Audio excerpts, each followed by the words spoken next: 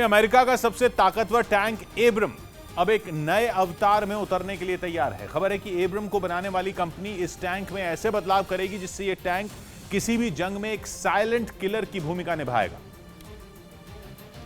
मतलब ये कि इस टैंक में बैठे हुए फौजियों के आने की दुश्मन को खबर तक नहीं होगी। अभी तक नए एब्रम टैंक के बारे में कोई आधिकारिक सूचना सामने नहीं आई है, लेकिन पता चला है कि कई मायनों में ये नया टैंक खास होगा। टैंक में एक साथ 2 इंजन लगाए जाने की खबर है। पहला इंजन वो जो तेल से चलेगा और दूसरा वो जो बैटरी से चलेगा। यही होगी इसकी सबसे बड़ी खासियत, क्योंकि बैटरी से चलते वक्त ये टैंक बिल्कुल खामोशी से अपना काम करेगा। इतनी खामोशी से कि दुश्मन को टैंक के आने की हवा तक नहीं लगेगी। इसीलिए इसे अभी से साइलेंट किलर कहा जा रहा है। जनरल डायनामिक्स लैंड सिस्टम्स नाम की कंपनी अमेरिकी फौज के लिए एब्रम टैंक बनाती है। 1981 से ही ये टैंक अमेरिका की फौज इस्तेमाल कर रही है। उसी वक्त से एब्रम टैंक को अपग्रेड करने पर भी लगातार काम होता रहा।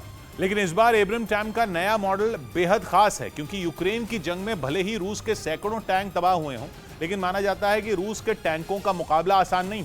इसीलिए पोलैंड लगातार अमेरिका से एब्रम टैंक मंगवाता रहा है।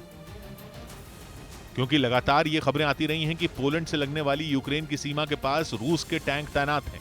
रूस के टैंकों की तैनाती के बाद यूक्रेन ने भी अपने टैंक तैनात किए हैं, लेकिन पोलैंड को लगता है कि अगर जंग तेज हुई तो यूक्रेन के टैंक ज्यादा देर टिक नहीं पाएंगे।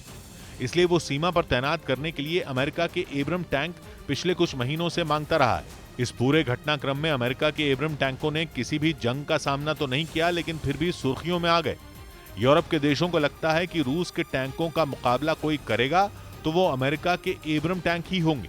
माना जा रहा है कि एब्रम के आने वाले मॉडल की खासियत केवल उसकी बैटरी ही नहीं होगी, बल्कि उसके सेंसर और उसमें लगे हथियार भी पहले से ज्यादा ताकतवर होंगे।